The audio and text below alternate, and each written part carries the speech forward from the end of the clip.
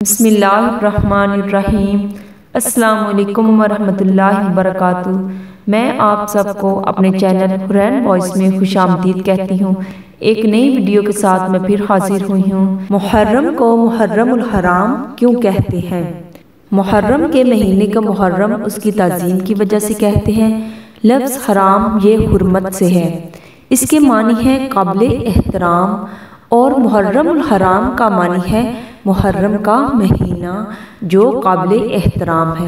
جیسا کہ مسجد الحرام کے معنی ہے وہ مسجد جو قابل احترام اور عظمت والی ہے۔ بسا اوقات کسی چیز کی ممانعت اور حرمت اس کی عظمت کی وجہ سے ہوتی ہے۔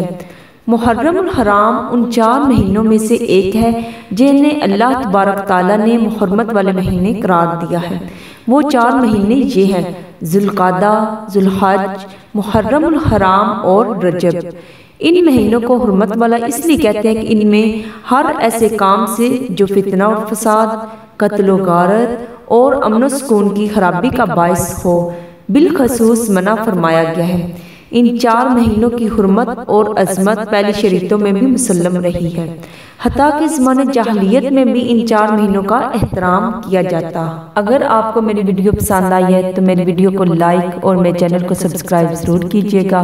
ایک نئی ویڈیو کے ساتھ دوبارہ ملیں گے انشاءاللہ۔ اللہ حافظ۔